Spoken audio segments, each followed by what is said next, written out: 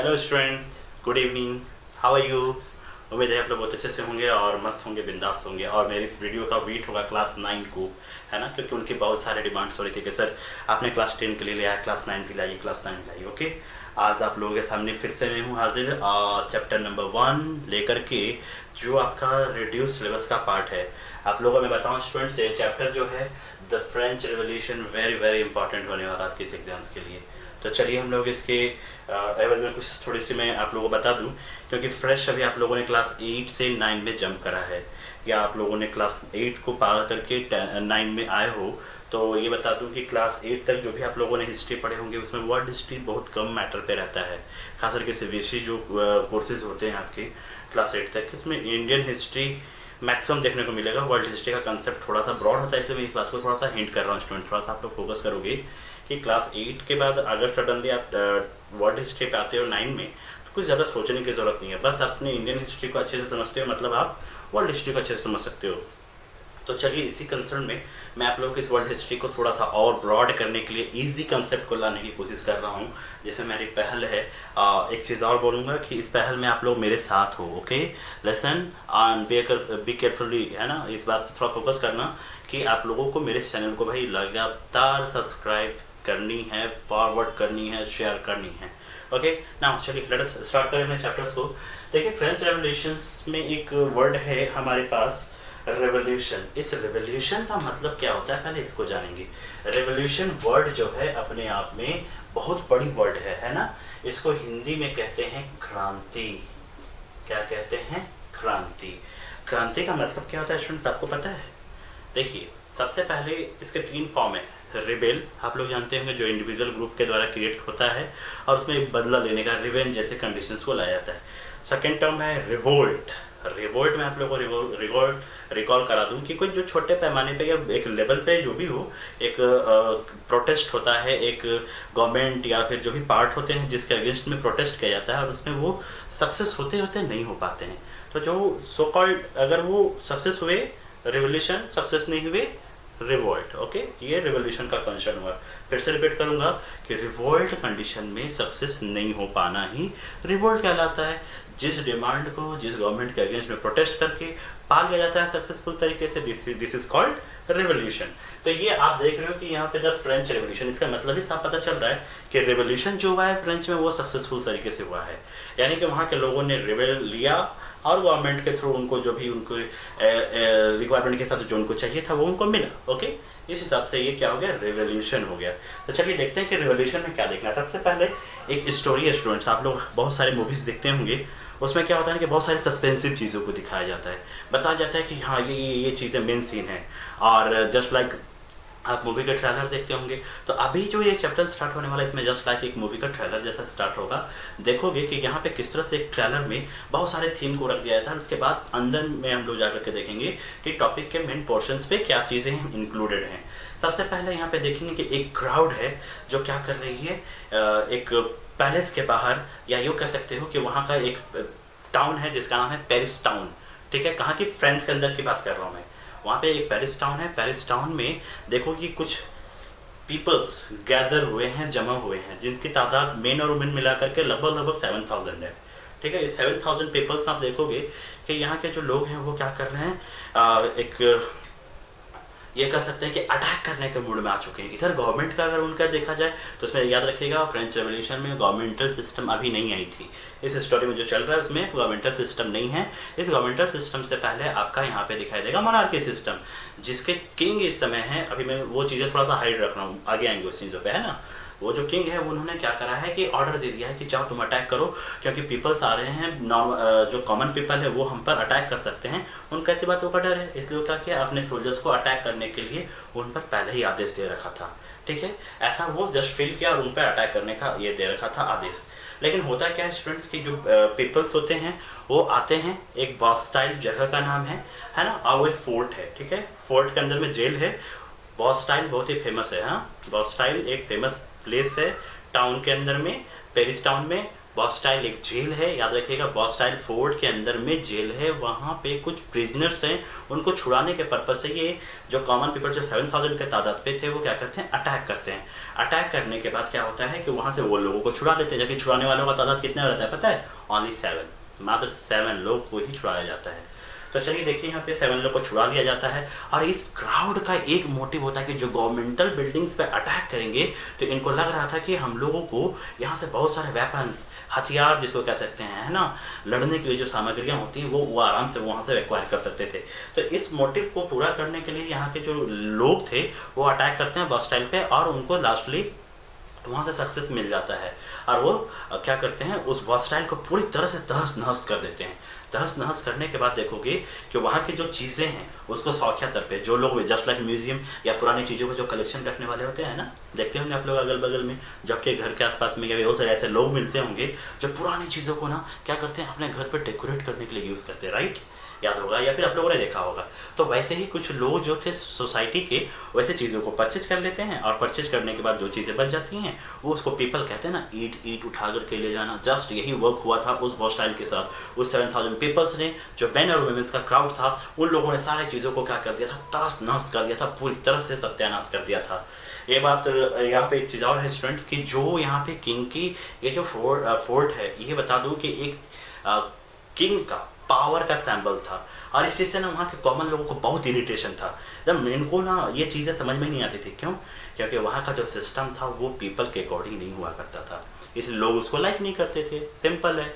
Okay, चलिए ये तो हमारी हो गई एक इंट्रोडक्टरी फॉर्म, जो सस्पेंसिव तरीके से आप इस रिवोल्यूशन में देखिए कि किस तरह से इन लोगों ने रिवोल्यूशंस को डन किया, है ना, और उन लोगों ने अपने मैटर में सक्सेस पाए। लेकिन अगले स्टेप से आप देखेंगे French society during the late 18th century. अब आखिर इस 18th सेंचुरी में क्या हुआ स्टूडेंट्स, इस पे हम लोग को जानना है कि 18th सेंचुरी में हुआ क्या है ना। तो डेट एक याद है जो आप लोग को बहुत याद रखनी है, ये है 14 जुलाई 1789। ये डेट बहुत ही खास है स्टूडेंट, आप लोग याद रखोगे, ये डेट बहुत ही खास है।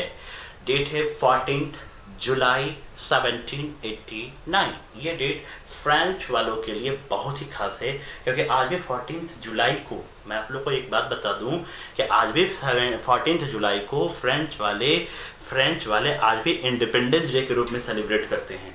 इसी तरह से आप देख सकते हो ये डेट जो है अपने आप में बहुत बड़ा डेट है ना। इस चीज़ को आप ऐसे नोटिस कर सकते हो कि इस डेट को ही लोगों ने सक्सेस पाया था इस रेवोल्यूशन में।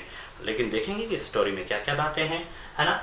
तो देखिए इसमें क्या है, एक और डेट आएगा, जो डेट ईयर आएगा, जिसमें ईयर है आपका 1774। ये डेट में क्या था, तो देखिएगा इस टाइम जो थे फ्रेंच के जो किंग थे या फिर राजा कह लो, है ना, वो कौन था, आपका लुइस 16। याद रखिएगा ये लुइस 16 थे यहाँ के राजा, है ना, लुइस 16। इन्होंने क्या है कि 20 ईयर्स में, कितने वो एज में, ओनली 20 ईयर्स में, ओनली 20 ईयर्स में क्या किया, फ्रेंच का वो किंग बना।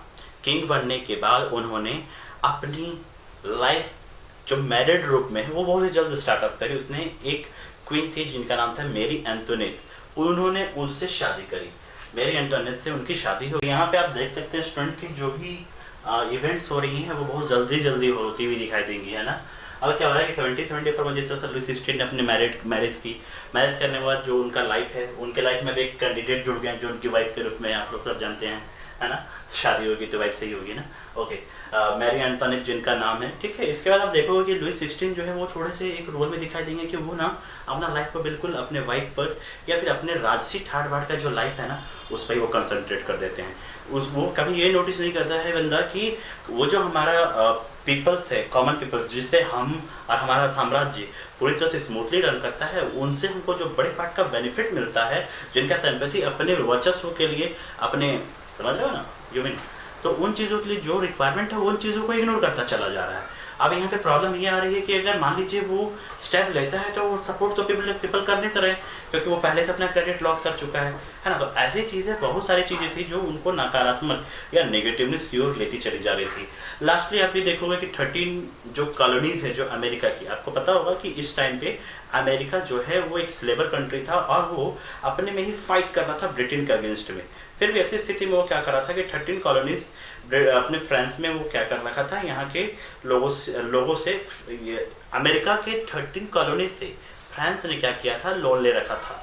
और वो भी ऐसा वैसा नहीं, बड़े बजट पर, जो 10 मिलियंस के आसपास क्या था वहाँ का लोन था।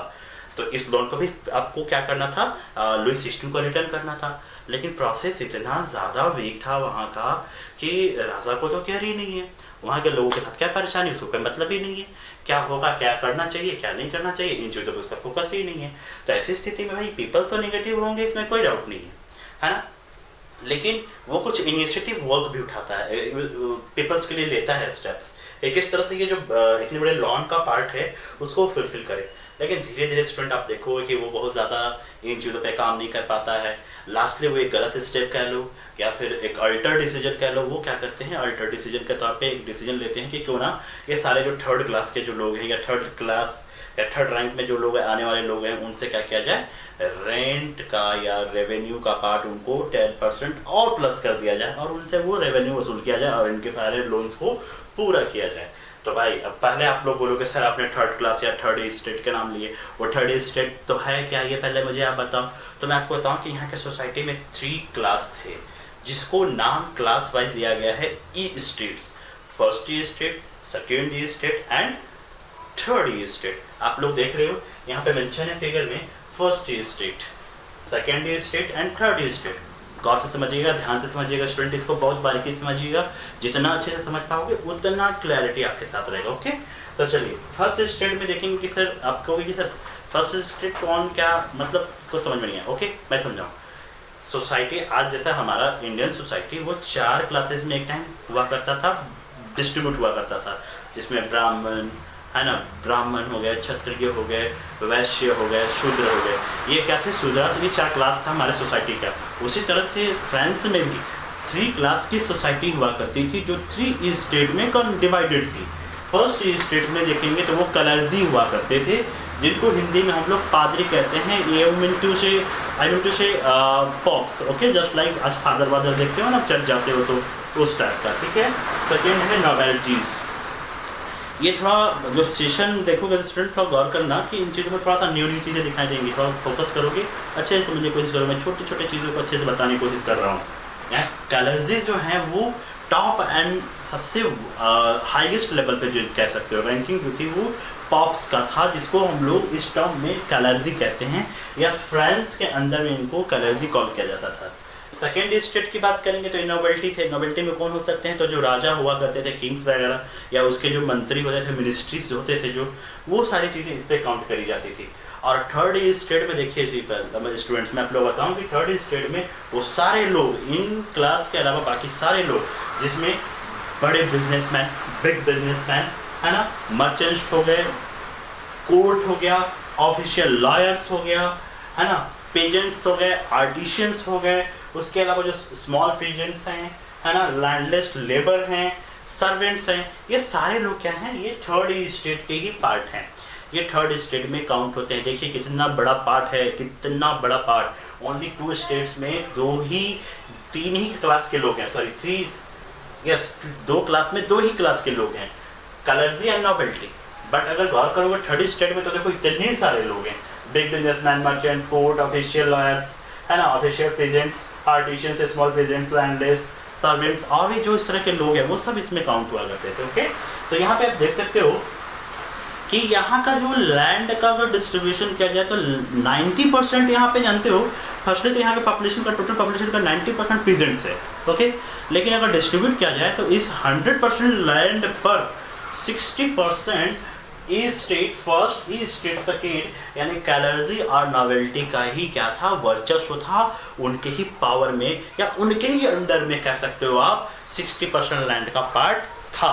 ओके, और बाकी जो बच गए 40% वो ये थे जिनकी तादाद 90% है, उनके पास 40% का लैंड है, जिनकी तादाद मात्र रेयर या बहुत कम है, वैसे लोगों के पास 60% लैंड का पार्ट है। अब आप देख सकते हो स्टूडेंट, यहाँ तो मनमानी ज़बरदस्त तरीके से चल रही होगी ना, बहुत ज़बरदस्त तरीके से। जिसके हाथ में, कहते हैं ना वो, जिसके हाथ में लाठी उसी के हाथ में भैंस, ऐसी है क्या? नहीं, जिसका लाठी उसी का भैंस, ये याद रखिएगा। ओके, मतलब ये हुआ कि जिसके हाथ में पावर है ना, वो क्या करेगा, यूज करेगा उस सिस्टम का। उस सिस्टम में जो भी अथॉरिटी है वो अपने हाथ में लेकर के उन चीज़ों को लोअर तबके के, यानी कि लोअर क्लासेस पे क्या करेगा, इंप्लीमेंट करने की कोशिश करेगा, अपना पावर को उस पर साबित करने का काम करेगा कि हाँ मैं ही पावरफुल, राइट। तो कुछ इस तरह का काम यहाँ पे करने का काम किया जा रहा था। तो देखिए स्टूडेंट, ये जो पार्ट है इसमें आप देखोगे कि किस तरह से एक सिस्टम जो है वो मनमाना कर रहा है, ये समझ सकते हैं आप। एक मनमाना करने वाला क्लास है ना, और इस पे, इस सिस्टम पर कह सकते हो, इस सिस्टम पर वहाँ के किंग का कोई कंट्रोल ही नहीं है, सब लोग अपनी मनमर्जी कर रहे हैं। आप गौर करोगे, ये फर्स्ट स्टेट जो है वो टैक्सेशन के लिए जिम्मेवार नहीं है, वो रिस्पॉन्सिबल ही नहीं है फर्स्ट क्लास को कि किसी तरह से भी वो उनको गवर्नमेंट को किसी तरह से टैक्स देना है। जो भी टैक्सेस बढ़नी है, जो भी इम्प्लीमेंटेशन रेवेन्यू कलेक्ट करना है, सब के सब आपके थर्ड स्टेट वाले लोग ही, जो पुअर हैं, लोअर हैं या वीकर हैं, उसी क्लास से ये कलेक्ट करने का काम करते थे। तो फाइनली स्टूडेंट आप देख सकते हैं कि फर्स्ट स्टेट जो कलर्जी थे या फॉक्स हम लोग कहते हैं, वो क्या थे, टैक्स देने से बिल्कुल फ्री थे, उनको किसी भी चीज़ में टैक्स देने की ज़रूरत नहीं थी। तो यहाँ मनमानी आप देख सकते हो कि जिनके हाथ में पावर है वो क्या है, अपनी मर्जी का कर रहा है, राइट। तो इस तरह से आप देखोगे स्टूडेंट की सेकेंड स्टेट और लास्ट थर्ड स्टेट और कुल मिलाकर के फर्स्ट स्टेट फ्रांस में किस तरह का तांडव कर रहे हैं, ये आपको मिलेंगे नेक्स्ट वीडियो में। ओके, चलिए तब तक के लिए बहुत मज़े करो, अच्छे से पढ़ो, और हाँ, मेरे इस वीडियो को लाइक, सब्सक्राइब और शेयर करना ना भूलें। ये आपकी रिस्पॉन्सिबिलिटी हो गई स्टूडेंट, क्योंकि आप हमारे चैनल के साथ जुड़े हो। आपका ये फर्ज बनता है कि ऐसे जो भी रिक्वायरमेंट रखने वाले लोग हैं उनको ये नॉलेज देना उतना ही ज़रूरी है, क्योंकि स्टूडेंट मैंने पहले वीडियो में कह रखा है कि प्रॉब्लम्स बहुत सारे हैं और इस प्रॉब्लम को सॉर्ट आउट करने वाले आप लोग ही हो। आपके जो भी प्रॉब्लम्स रहेंगे, मेरे कमेंट बॉक्स खुले हैं, आप वहाँ पर कमेंट जम के कीजिए। जो इम्प्रूवमेंट चाहिए, जो स्किल्स चाहिए, आप मुझे रिक्वायर करो, मैं आपको फुलफिल कर दूँगा। बस एक ही रिक्वेस्ट है, आप मेरे साथ हमेशा बने रहें, अपना कॉपरेशन, अपना प्यार मुझे देते रहें। ओके स्टूडेंट, चलिए बाय बाय, धन्यवाद।